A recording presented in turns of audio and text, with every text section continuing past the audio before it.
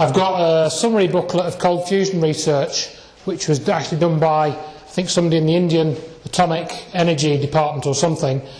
There's about 3 copies of that. It's available on the web, of course. I've just made it into a booklet form. So if you do have anybody that's got a scientific background, you know, who's a school teacher, school science teacher or a lecturer, there's a booklet there which they might find interesting. Summarises where transmutation has been reproduced and this sort of thing.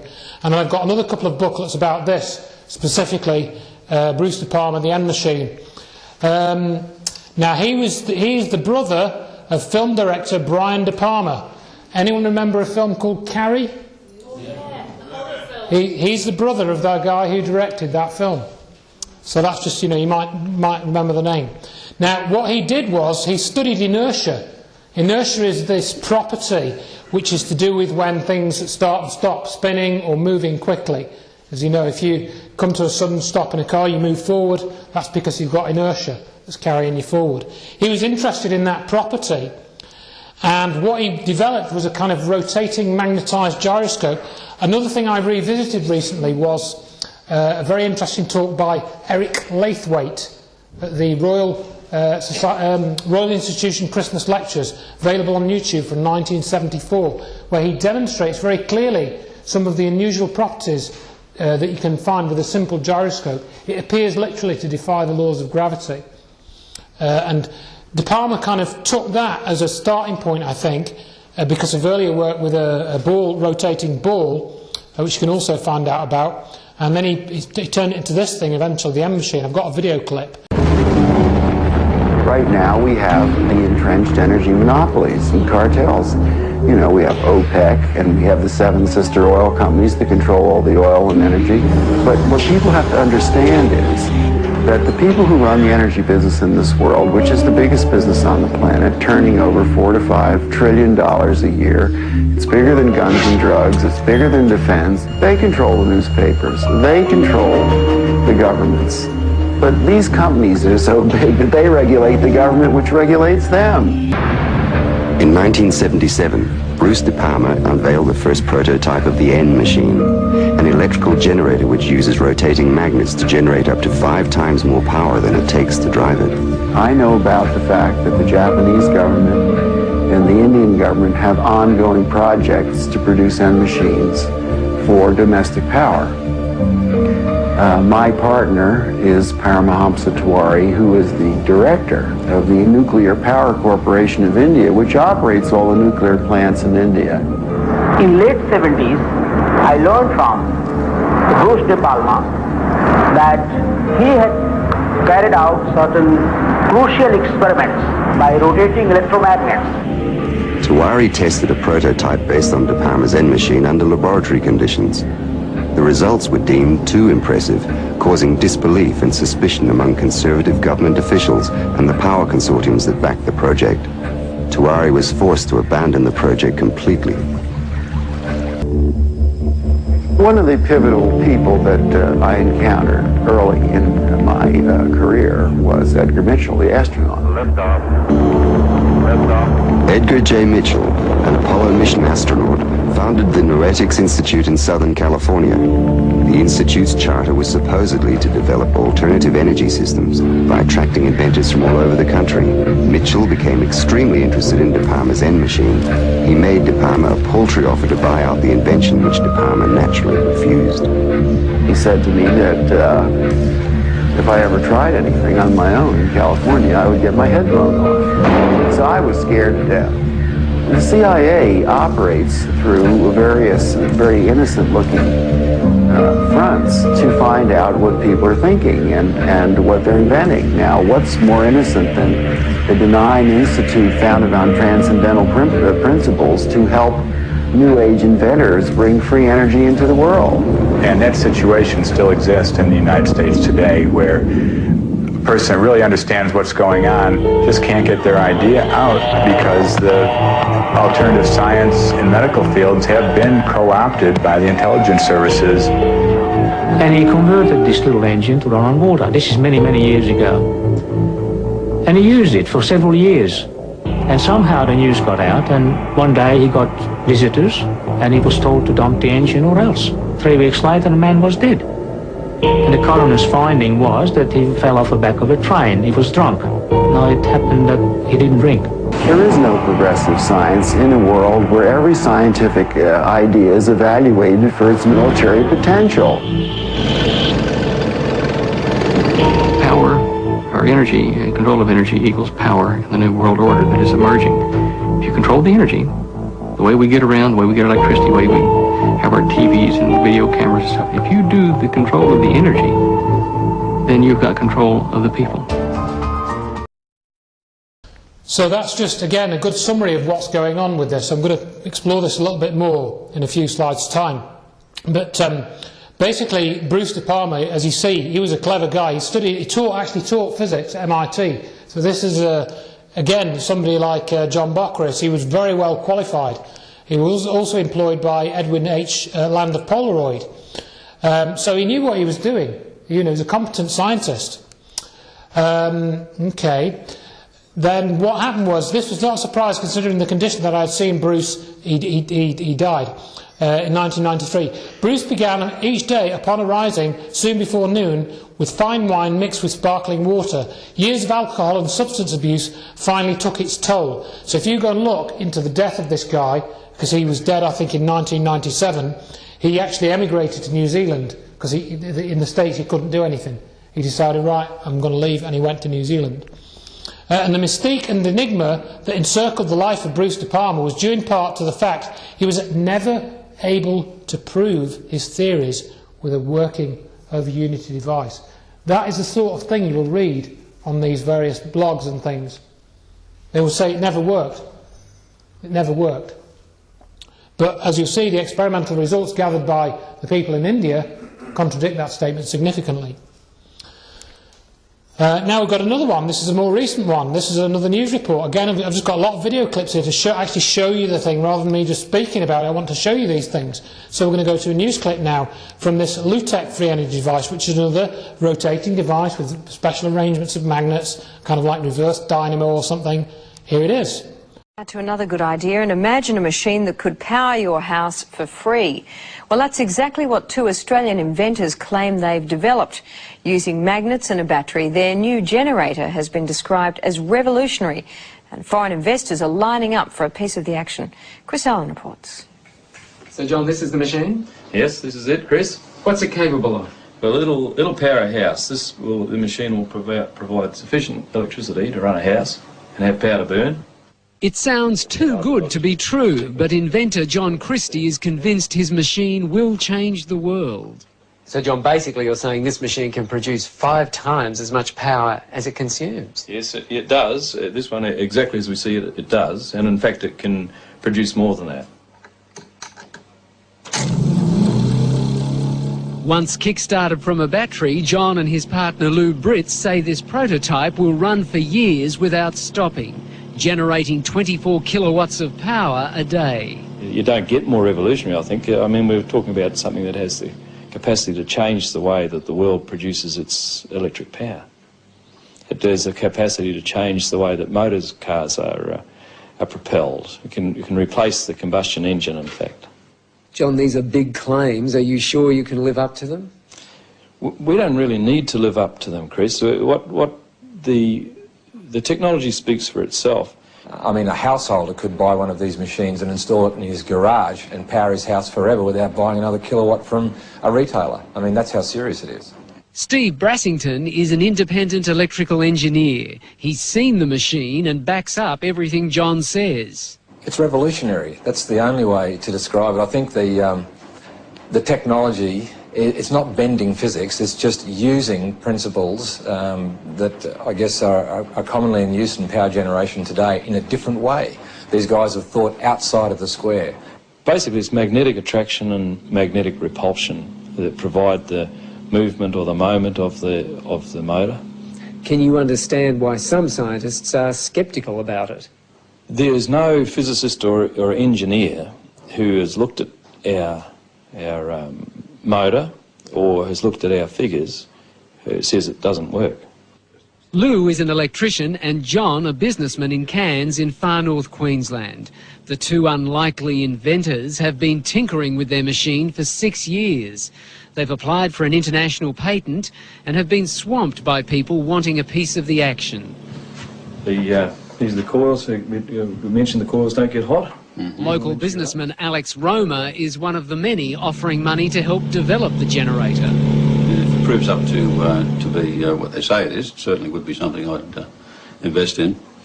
John has also spoken to millionaire inventor George Lewin, the man who came up with the Triton workbench and who's now setting up a fund to stop Australian inventions going overseas. There's an opportunity here, I think, to share an invention with the world that is beyond anything that we've ever contemplated before. Scientists here at the local university say while they're interested in John's machine, they're also cautious. They say if the machine can generate as much power as John says it can, then they will have to rewrite some of the laws of physics. And they've urged people to be cautious about investing in it until the generator has been independently tested. Anybody who says it doesn't work hasn't seen it or hasn't looked at our figures. They haven't reviewed it. If they look at it, they'll all agree with us that it does work. John says the household generator should be available in a year and sell for about $5,000. If he's right, it will make him much more. And how much do you think your technology could be worth? I have absolutely no idea. We could be talking about millions of dollars here? Yes, I'd very definitely talking millions of dollars, but I'd hesitate to even take a stab at it. Good idea. And you get these, I mean, I've got more of these clips, but last time I looked at this website, lutech.com.au, suspiciously it said website under review or reconstruction. So you begin to wonder, have they been got at? Because you've heard these stories for years and years and years. The first I heard of one of these stories was on Dave Lee Travis's radio show. All right? It was about, must be 25, 30 years ago, and he read out this letter from this guy who'd invented this add-on to a petrol engine. It gave it like 100% increase in efficiency, and he was pleading with somebody to come and actually look at it. Dave Lee Travis read this out. I distinctly remember that. Now we'll move on to something else, which I think is one of the another. I mean, that Lutech system looks very good. I mean, I don't know the details of it, but it's something which more details are available about. So if you want a little project to work on, this is something you could go and work on, because all the circuits and whatnot are published on the internet. John Bodini and his motors. Then I've got another video clip. Uses a system where magnets are in opposition, north to north pole, as opposed to a conventional motor where they're in a north-south arrangement.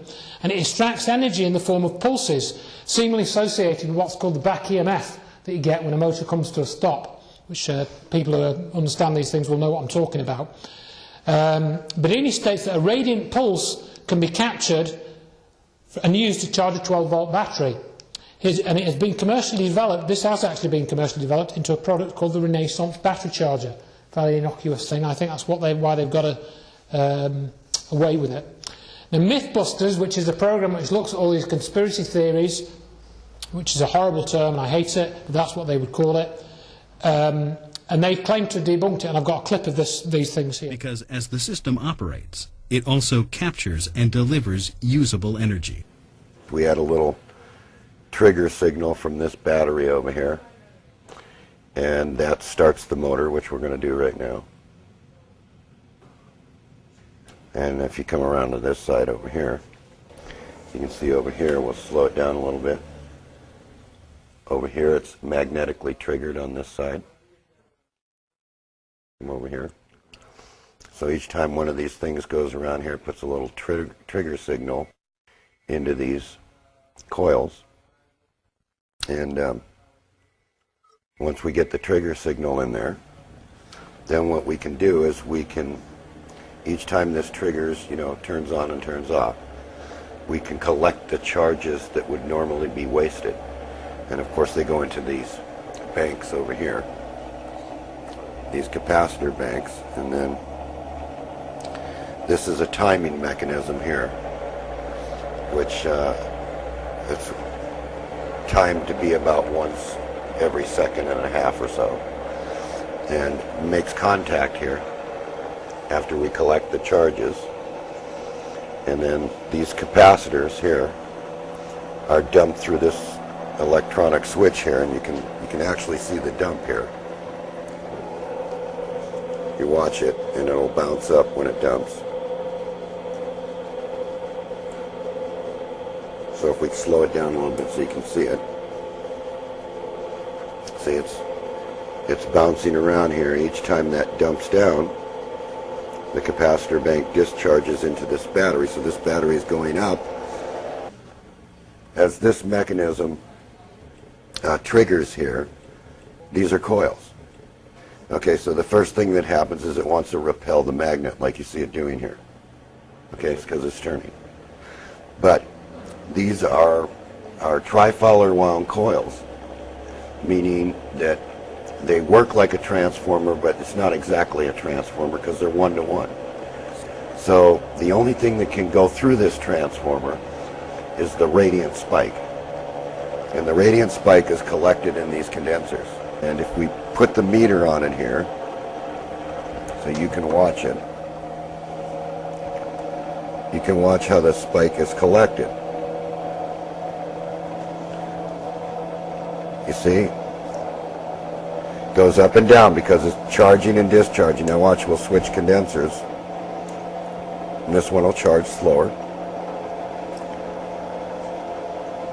See, and you won't see much of a discharge. When we move to this one over here, it charges much faster. When you hit that battery with the radiant energy, the battery takes the energy from the vacuum in the chemical process and converts it to something that's usable at a later time. In other words, it's a triggering mechanism. You have to trigger your circuits to produce a radiant spike, and then the radiant spike, when it hits the chemical action, sucks the energy from the vacuum. And that's what's charging the battery. Breaks it off. After radiant charger charges batteries, it's a little more difficult to charge with a conventional charger. Takes a longer time after that. So there is an alteration that takes place from using this form of energy that takes place in the chemical composition of the cells. You know, and once it's attuned to this way of charging, the battery accepts the radiant charger much faster each time, higher power density output each time. So a 33 amp hour battery might look like a 65 amp hour battery. The difference is radiance, one form of energy, EM as we use today, electromotive force energy, isn't capable of charging this sulfated battery because it sees nothing. It sees an infinite resistance. Okay? Radiant energy doesn't, being that the energy is like 100 times or 200 times what the sulfation process is. Here, you can look at it again. Now it's brighter. See? And it'll keep doing that. The sulfation will come right off the plates. And the battery will become a pretty good battery again. You can see here that there's 8 magnets. 1, 2, 3, 4, 5, 6, 7, 8. They're all North Pole. There is no South Pole. This motor does not switch back and forth. It's an attraction motor. It's not a repulsion motor. So every time that it's attracted in, it fires like a magneto. Then the electronic circuitry decides to fire, but see, it's out of range when it fires. It's at like 23 degrees after. So when it fires this field, the field is big and pulls in the next magnet, and it repeats the same process. So we want to do this as quickly as possible. So you see one pole here, one pole here, one pole here, one pole here, one pole down here, one pole down here, and we want them all to fire at the same time. So if you look, all the magnets are lined up to fire at the same time in this direction, and then when the motor moves over here, all of them are lined up to fire in this direction. Once we do that, this is what we can do. Then we got a self-pulsing motor with torque. Good day to you. I've decided to use the name for this particular experiment as Daft Man, because I must be daft getting involved with this kind of thing in the first place. But after seeing a few videos on YouTube, I started to get a bit inquisitive and decided to go on, I'll have a go then. Let's see what all this hype is, whether it works or not. So here we go. I've actually got two coils. I don't know if you can actually see that. 22 SWG, 26 SWG and a 28 SWG, 500 turns. That's 500 turns, bipolar, I think that's what you lot refer to it as, on that coil, and the same on that coil. Now, as you can obviously see from what I've said and what I've just said, I've got three tapped in outputs. One is the actual pulse, one would be the trigger circuit, and one is a generation circuit. But obviously the trigger circuit also generates power as well. Same with that coil there, exactly the same as what I've just described. Underneath, I don't really want to tip it up, but underneath, I don't know if you can actually see that, there's some magnets flying around. It's just tripping reed switches. So the only difference with mine is you've probably seen that capacitor at the back and wondering what that's for. Right, well the first motor, which is the drive motor, which is what I refer to it as, just so for clarity, actually drives, the outputs of those go down into the bridge rectifier here, which then goes off and charges that capacitor. I shouldn't put my fingers too close to that, it's quite high voltage at the moment. Which then goes into the second trigger circuit, which is on that board at the back, that triggers that motor. So, the output of the two generation sides of that motor go into the rectifier, charge that capacitor, triggers the second circuit, then I tap the output off the second circuit into the next bridge rectifier, which then charges this battery. This battery has just come off charge this morning. It was about, I don't know, I think it's about 9-10 volts, and it's now charging, just to show you, that's the reading from that battery. It's now charging, it's actually, I've got to put some sort of regulator on, it's actually overcharging very slightly. It went to 14 volts a few minutes ago. But you can see 1381 there. The supply battery is 1198 solid, and that's the current it's actually using at the moment. So, for some unknown reason, mine keeps speeding up a little bit and slows down a little bit. I'm assuming it's when the capacitor starts using the current, and it just seems to do this sometimes. I don't know why, but sometimes I've got to look into it. Maybe it's just a bearing that's starting to wear or overheat. It has been running for, oh god, it's got to be running for months now, non-stop this has. I have actually got a little electronic circuit that I normally have on this that switches the batteries over. So when this one runs down to about 8 volts, it switches over to the next battery and swaps the charge over at the same time. So it just keeps swapping the battery, flip-flopping if you like, and keeps the whole thing running. The problem is, if you let the batteries run too low, and I've noticed this, if I let this battery here run down to about 2 volts, and then put a new fully charged battery on, which is what I normally use, a pair at the back there, and I let them charge up, I find that it doesn't charge that battery back up fully. So over a period of time, the whole thing comes to a grinding halt. If I reset the voltage detection for the switch circuit to detect the voltage drop at about 8 volts, and then swap over, the thing will just run for months. I've actually had to stop it in the end because it's just getting on my nerves, it running it back at the shed. So it's actually been running for many months, and I've only just finally plucked up courage to put it on YouTube, if you like. So this car can actually generate free energy. You notice he hasn't really got anything attached to that motor, he's not driving anything with it. But he basically was pointing out there, I know he was using a lot of electrical terminology, hopefully there's some people in this room that they understand that, and what he was, I think he did a very good display of how he, filmed all the wires, and he showed how it had all wired up. You can see, I mean, to me, that is a working device, no question. Oliver Smith has built some. Has he built some Bedini motors, has he? A very nice one. Great. It's all made in with a perspex. Oh, fantastic. I'd like to see that. Just 2 coils. Yeah. And that will restore completely knackered batteries. Oh, right. Okay, so it's the same thing then. Fantastic. I'll just play a little bit of this clip, I think, because time's rolling on. We've probably got a few things I want to cover. We've had another one of the chap called Milo reproduced the Howard Johnson motor, and I've posted this on some lists and that in the past. And I thought this was genuine, but it turns out, oddly, this was a hoax. And he actually confessed. There's a confession video which I've linked here. I'll just show you a little bit of this. Hello everybody, and welcome to my Howard Johnson's magnetic motor working model of the Stonehenge device that he worked on in the early 80s. Okay, there's your high precision ball bearing that's underneath the disc, so you can see there's nothing underneath it.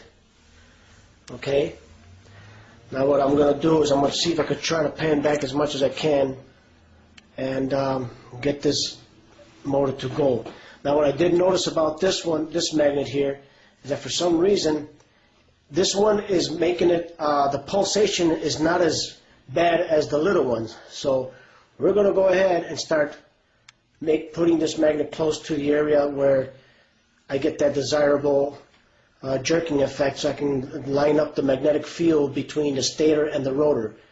And that blue marker there is my marker to make sure that this thing does not hit the magnets.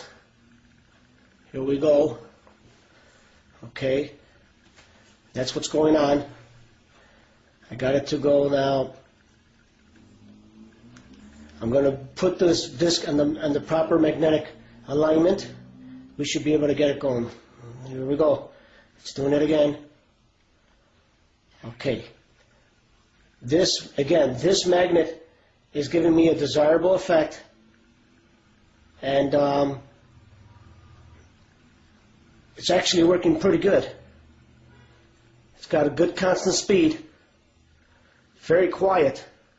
There's no kind of noise or anything because of the bearings working the way they are. But I'm getting a very nice speed. This is actually better than the smaller magnets. So this is where we're at right now. This thing is spinning pretty good.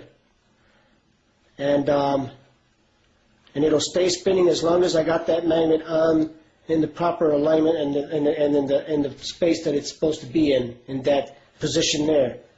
But anyways, this is it. Still working. Got good speed. And the speed, again, it stays constant. I mean, I don't know what more I can be able to show it. But the speed, again, it stays the same. And again, I want to show you a close-up of what's going on. Okay, that's the U-shaped magnet. That's the U-shaped magnet there. That's causing some kind of repulsor effect. Again, this is it. This is the working model of the Howard Johnson's magnetic motor. We're going to start it up again, put this thing back the way it was, get it as close as I can, so everybody can see that how close this thing comes to these rotor magnets. Put it in a proper alignment so I can be able to get it, and once I get it, it starts going. There you go. It's going all on its own. It picks up speed. It stays constant, and it stays on only that speed. I don't know why, again, folks, I hate to repeat myself, but it only stays on that one speed, and it does not go any faster than what it is. So this is it. There's the bearing turning, constant speed, Again, I can get this thing to work all day and take videos of it and everything, so I'm going to go ahead and stop it. Again, I mean, you can feel the magnetic energy pulling on these magnets. I mean, you can actually feel it. I mean, I could feel it pushing, but that's it, folks. Put it back here. Oh. So I use that for a brake, push the magnet back, and that's how you stop it. Thank you for watching my Howard Johnson's magnetic motor update on the U-shaped magnet. Thank you. So what somebody did was they analysed that video and looked at when he was talking, and it seemed to be at certain times it was decelerating. And of course what you didn't see there was where his hand was. So it's certainly possible that he was actually just pushing that disc along with, he's holding the camera with one hand and going like that with the other. So, I've shown you all this stuff, but you've still got to watch out for stuff like that, because literally you can go on and you can see that he made a confession video and he said, I never actually made a working device, I just produced something that looked like a working device, but he basically says it wasn't. So now I'll go on to the next technology. I've tried to sort of cram in as many of these different types of systems as there are. I'll probably just play a bit of this. I'm going to probably make a DVD of this, so if you want to see the full-length clips, they'll get included in the DVD. But this is another very important technology, Stan Meyer's cell. And there's been variants on this. It's basically an on-demand hydrogen system. And if I can just dwell on this for a minute, every few years it comes up, we're going to have hydrogen cars in the future to solve the problems with petrol. And it's going to be wonderful, because when you burn hydrogen, all you get is water. And they'll show you this, car developed by Toyota or Honda, and it runs on hydrogen, and burns and it produces water, and it's going to solve global warming and blah, blah, blah, and all that rubbish. But actually what they don't tell you that really is the problem with storing hydrogen. That is the biggest problem. Actually storing the gas of hydrogen is very difficult to do it safely and cheaply. It's not like storing petrol where you just put it in a tank and put a cap on it. Hydrogen, you've got to have pressurised containers, and then you've got to actually produce the hydrogen. So to produce the hydrogen, you've got to burn fossil fuel, because you have to use electrolysis or something like this, or some other process. So the hydrogen car is presented by the mainstream media. It's just a complete waste of time. It's a fantasy. It's never going to solve anything. It's just going to create more problems. So what you need is what's called an on-demand hydrogen production system that will produce hydrogen as you need it, so you don't need to store it. Or you might need to store just a few cc's, maybe half a litre of hydrogen or something like that. And so what this system is that Mayer developed was a new type of electrolysis using high-frequency electricity. And I've already been speaking to somebody in the audience about their own attempts to reproduce this. And it does appear to work, but it's like everything. To get this to work reliably and efficiently is very, very difficult if you're going to use it on a daily basis and put it in a car and drive to work every day. To get it that reliable is very tricky. And another thing that I mentioned at this point is Bob Lazar, who you may know, worked in Area 51, and he says that he worked on this back-engineered UFO technology. But the other thing you probably don't know is that he runs a company called United Nuclear. And he's recently developed, in the last sort of 10 years, he's developed a hydrogen generation and storage system which is based on metal hydride. All right, so you found a way to store a lot more hydrogen in hydride. The equivalent of a full tank of gas. You want to fill up your car. How much hydride do you need? Well, I'll show you.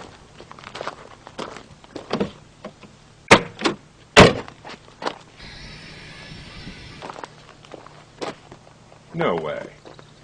Yeah, that's the volume it takes to store enough hydrogen to propel this car close to 400 miles. Just about what it gets running on a full tank of gas. Wow. And it's a lot safer than gasoline. Really? Yeah, these tanks can be shot at with incendiary bullets or cut in half with a chainsaw, and you could throw a match on them, they just smolder like a cigarette. Now, you can't say that about a gas tank. So this is the same thing that was inside the lab?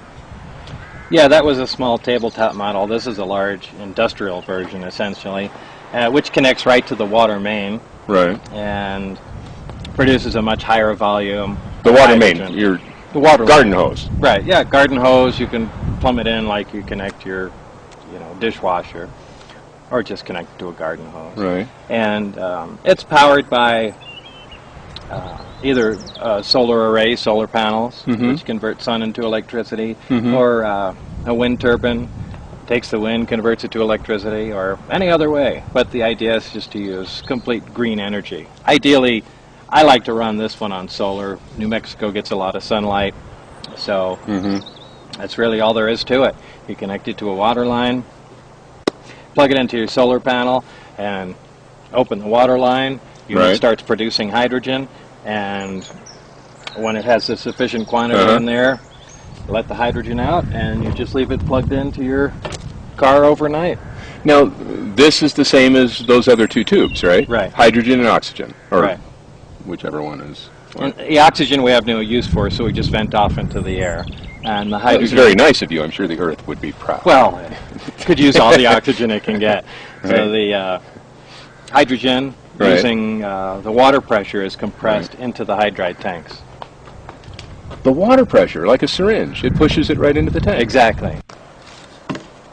Well, there's the standard gasoline fill, but also there's a hydrogen in it, which you just click on, leave it on overnight, and as the generator makes hydrogen, it compresses it in there at a nice slow rate, and the tanks become full over a period of about 8 hours or so.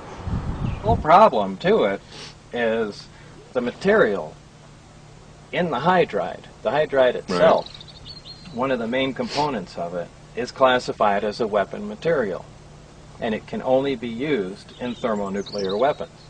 And because, even though it's not a dangerous material, explosive, or anything by itself, just because it's used within those nuclear weapons that are obviously secret, and the components thereof, but because it's used in those, it can't be used for any other civilian purposes. So, you can't even purchase the material. No. Which is why we had to make it.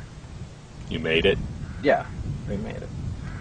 But isn't that, don't you need big particle accelerators and things? So that was the one loophole. You can make the material, you can't buy it, so... Where's the particle? You have a particle accelerator? Yeah, so all you have to do is build a particle accelerator and you can make all the hydride you need.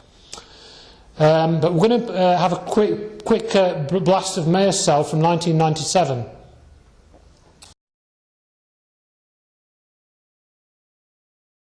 Well, it was during the oil embargo of the United States. It alarmed me that a little country over in the Far East could actually cripple the United States. And realizing that the entire industrial base of the United States and the world is based on the supply and the utilization of energy, it became imperative that we must try to bring in an alternate fuel source and do it very quickly. Of course, I thought originally with the right type of funding, we could possibly get it in within 6 months. But reality shows that the 12 to 15 years was more correct in this projection. Back in the 70s, Stan Meyer set out single-handedly to solve America's energy problems. He decided to do it using water, the world's most abundant storehouse of hydrogen, which is a far more powerful fuel than oil. For 15 years, Meyer has been fighting to get his inventions taken seriously. Most inventors have to be a loner. You have to be somewhat thick-skinned and don't rely on other people to support you, because they will not. More times than not, an invention is really stolen from the inventors. Even in my prior development of high technology, I've had patents taken from me. I learned from the School of Hard Knocks to be very cautious. Meyer has always stood out against the crowd. He has no formal qualifications as a scientist because he didn't wait to graduate from high school, leaving early to go straight into research at the high-powered Battelle Institute in his native Ohio. Now he works full-time as a private inventor. He's built a device with potentially revolutionary implications. There is nothing startling about a machine that can extract the hydrogen from water.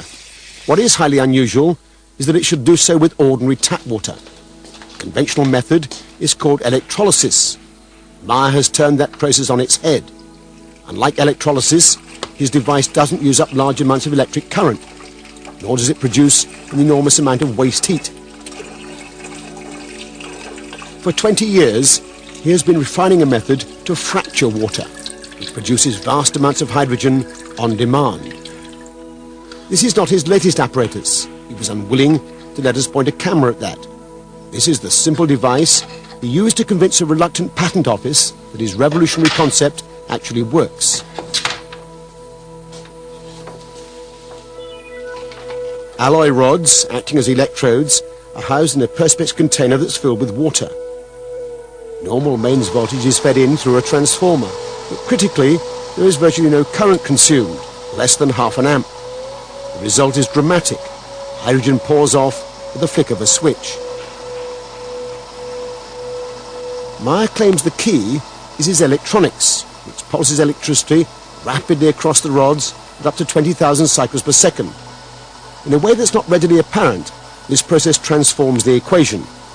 Whereas in conventional electrolysis, 3 times as much energy is consumed as is produced in the form of hydrogen fuel, in Meyer's apparatus, the reverse is true.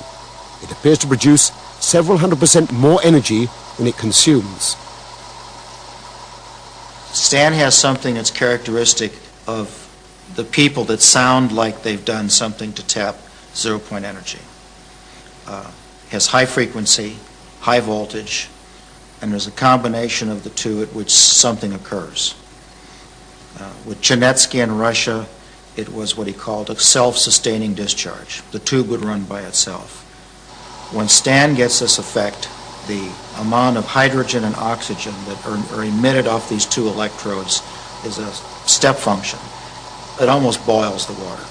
If I did this with standard electrochemicals, I need current, and the water should rise a degree every couple of seconds. With Stan's, it'll run for a ½ hour, and the water temperature hasn't changed. Something's different. Meyer demonstrates this repeatedly without any difficulty, and yet on the face of it, it represents an extraordinary revolution. His measurements over the years suggest 1,700% greater efficiency than conventional electrolysis. And if he's to be believed, he's getting much better results from his latest, still secret invention. Well, I first got involved with Stan Meyer when I went over there with a couple of colleagues to look at his water-splitting device. And so we arrived at Stanley Mayer. He had a demonstration cell. We filled it with tap water. In fact, I did that myself. And he switched it on, and almost instantly there were 3 jaws dropped because of the rate at which the gas poured off. It was quite spectacular. Whatever energy source Stan Meyer had tapped, it was not explicable by the electric power that was going into it. So something was powering it outside of conventional wisdom. There is no question that the gas coming off in such abundance is hydrogen. Meyer ignites it to produce a high-temperature flame able to cut through metal. Stanley Mayer has faced a lot of difficulties. He's 3 times tried to launch the device and produce press conferences, had the technical press round, but he's been almost universally slated. In the early days, very much so, they just ridiculed the whole idea. He's getting a little more notice now because some scientists are getting interested. But by and large, science is very intolerant, particularly modern science. As with Tesla, Griggs and others, Meyer's claims are so far outside the received scientific wisdom that they've been ignored by the majority of the scientific establishment. But then, Meyer has ignored them too. He has poured his energies over the last 10 years into establishing recognition for his claims by getting international patents. In the processing, there was a great deal of difficulty in trying to process the legal paperwork in such a way as to allow the patent office to fully understand what was actually occurring. In one instant, we brought the water fuel cell to Washington, D.C., and of course I had tweaked it in such a way to produce an enormous amount of hydrogen and oxygen gas, and the patent examiner said, no, it will not work based on the electrolysis process. And when we turned it on and produced an enormous amount of hydrogen and gas, the examiner finally realized that we were doing exactly that, and went out in the hallway and started screaming and hollering to everybody on the floor, put out all your cigarettes, hydrogen's in the building. So we started laughing and said, well, we certainly convinced everybody in the patent office that we can do what we said we can do. Even so, the US Patent Office dragged their feet for 3 years before granting patents on the hydrogen-producing device. Since then, against massive resistance, he's managed to get patents established throughout Europe and Japan. But the hydrogen machine was only the first step towards Meyer's ultimate dream. If he gets it right, this application of his technology would change the 21st century in the same way that the Wright brothers and Carl Benz transformed the 20th. He is currently modifying a beach buggy to run on nothing but water. It doesn't have a petrol tank or even a hydrogen container. It has just a tank of water. He's invented a device called a water splitter to replace the spark plug. As the water is injected into the engine, Meyer claims it's fractured into hydrogen and oxygen and then burned as fuel. Meyer is working on a kit to modify any engine. He hopes to demonstrate it on this car within 12 months. And of course, the blessing to the use of the water as a fuel source, that on combustion, the byproduct is water mist. So we're even solving the environmental pollution problem at the same time that we're using water to maintain the industrial basis of the world. Meyer is protective about his inventions to the point of self-confessed paranoia. Most observers describe him as a crank and his car as an aberration. If only a fraction of what Meyer claims for his technology can be achieved, it would represent a vindication for NASA's involvement. It would also be a powerful threat to many entrenched vested interests. If Stan Meyer's device works like he advertises, you would make energy available universally almost free. That is a major, major, major impact. When new technology comes in existence, there's a great resistance to it because it can affect a lot of economic factors. In this particular case in the United States, we pay out roughly about $200 billion a year for foreign oil. It's quite obvious that the Arabs would pay $200 billion to try to keep this type of technology out of the economy. And many times over the last decade, I have been offered enormous amounts of money to simply sell out or to sit on it. The Arabs offered me well over $1 billion cold cash, simply to sit on and do absolutely nothing with it. My life has been threatened many times. Of course, I happen to believe in the power of angels. And if I don't believe in the power of angels, I don't believe I'll be around here too long.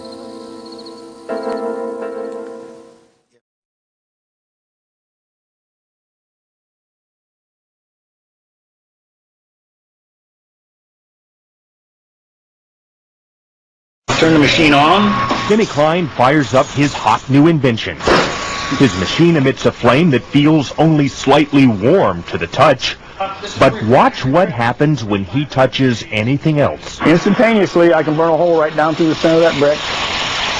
The flame instantly turns hotter than the surface of the sun. Heat so intense it takes only seconds to literally burn a hole through charcoal. 3 seconds turns a brass ball to glowing liquid metal. Tungsten lights up like a sparkler.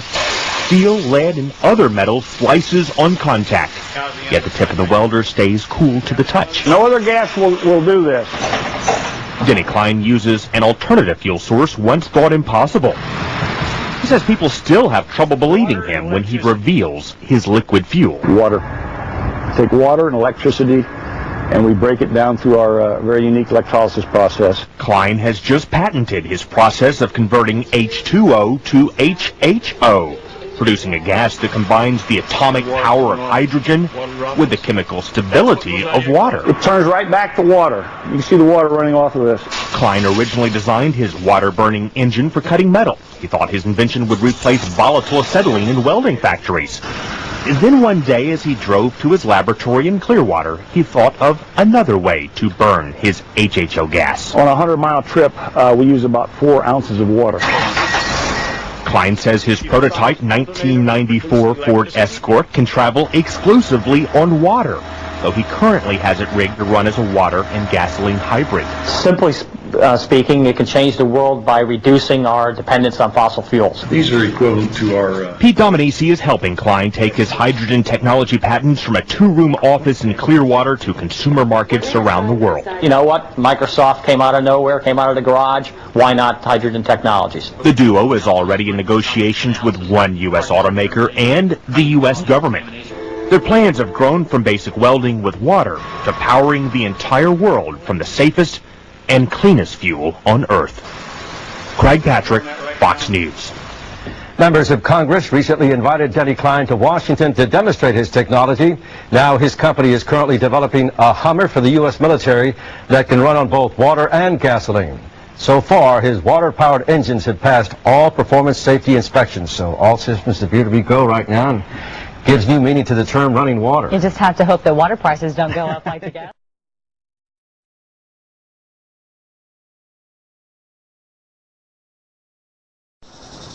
Well, basically, I guess we're going to have to give you a little teaser here until we get our good video started.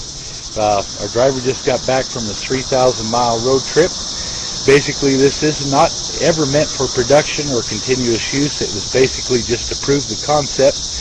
But we were able to take the car and do what needs to be done with it. We've got a device that extracts the hydrogen from water at such a rate that nobody else can compare. We're pulling over 55 liters per minute with only 55 amps. Bear with us, all right? All right, the fuel has